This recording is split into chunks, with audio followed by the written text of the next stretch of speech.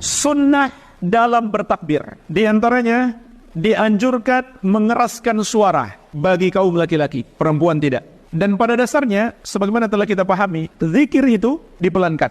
Khusus untuk hari-hari ini, dikeraskan. Sebagaimana diriwayatkan Al-Bukhari, wa kana ibnu Umar wa Abu Hurairah yakhrujani ila suq fi ayyamil ashar yukabbirani wa yukabbiru an-nasu bi takbirihima. Ibnu Umar dan Abu Hurairah keluar menuju pasar di hari-hari 10 pertama bulan Dzulhijjah ini. Mereka berdua bertakbir dan manusia pun bertakbir seperti takbir mereka berdua. Sampai-sampai disebutkan dalam riwayat yang lain, pasar itu seperti bergetar dengan adanya takbir kaum muslimin di 10 hari pertama di bulan Dzulhijjah ini. Ini mungkin termasuk as-sunanu al-matrukah, sunnah-sunnah yang banyak ditinggalkan oleh kaum muslimin. Dulu di masa sahabat, pasar bergemuruh dengan takbir. Sunnah yang lain yang harus diperhatikan dalam bertakbir adalah takbir itu terbagi dua. Takbir mutlak dan takbir muqayyad. Ini dalam Idul Adha. Adapun Idul Fitri hanya ada takbir mutlak, tidak ada takbir muqayyad. Apa itu takbir mutlak? Takbir yang dibaca kapan saja tanpa terkait dengan waktu sholat. Kapan saja, di mana saja, di pasar, di rumah, di kendaraan, di masjid, dan lain-lain. Kecuali tentunya di WC, di tempat-tempat kotor, tidak boleh dilafazkan tapi dalam hati.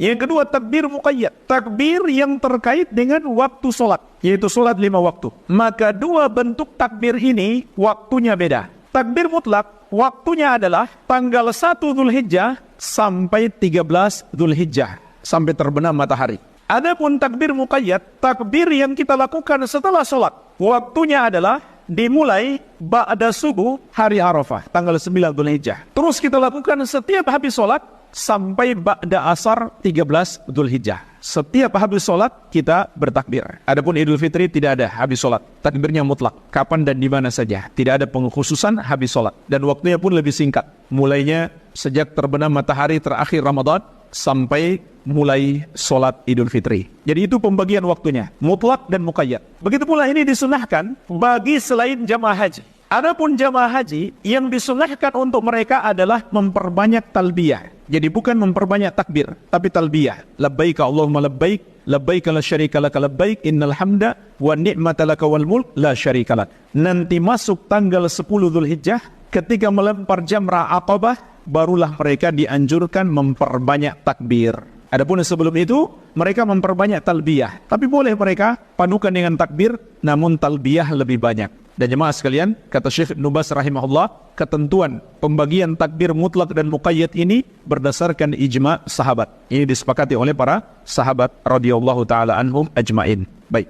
Kemudian jemaah sekalian, di sini ada beberapa kesalahan yang perlu kita ingatkan. Termasuk mengada-ada dalam agama, tidak dicontohkan oleh Nabi SAW bertakbir secara berjamaah. Misalkan dipimpin oleh seorang, lalu diikuti oleh jamaah, atau dengan membentuk sebuah kor, satu suara. Maka ini tidak dicontohkan oleh Rasulullah SAW. Begitu pula termasuk kemungkaran bertakbir sambil konvoi di jalanan. Ini tidak ada contoh dari Nabi SAW dan juga sangat mengganggu orang, bikin macet jalan.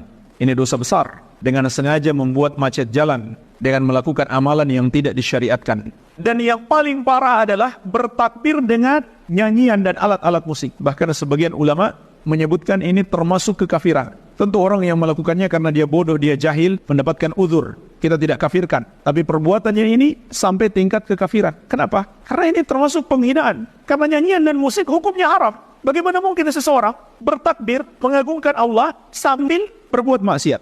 Ini termasuk kemungkaran yang besar yang banyak dilakukan hari ini. Kemudian jemaah sekalian, lafaz takbir tidak ada lafaz khusus dari Nabi SAW. Hanya saja diriwayatkan dari sebagian sahabat, diantaranya dari Ibnu Mas'ud radhiyallahu anhu, dikeluarkan oleh Imam Ibnu Abi Syaibah dalam musannafnya. Takbir yang diucapkan Ibnu Mas'ud adalah Allahu Akbar, Allahu Akbar, La ilaha illallah, Wallahu Akbar, Allahu Akbar, walillahil hamd. Jadi Allahu Akbarnya 4 kali, 2 sebelum la ilaha illallah, 2 setelah la ilaha illallah. Tapi setelah la ilaha illallah ada tambahan huruf waw, wallahu akbar. Kemudian ditutup dengan walillahil hamd. Kalau ada yang membaca 3 di awal, tidak mengapa insyaallah, karena kata Syekh Ibnu Utsaimin rahimahullah, di sini terdapat keluasan disebabkan tidak ada dalil khusus dari Nabi SAW tentang lafaz takbir.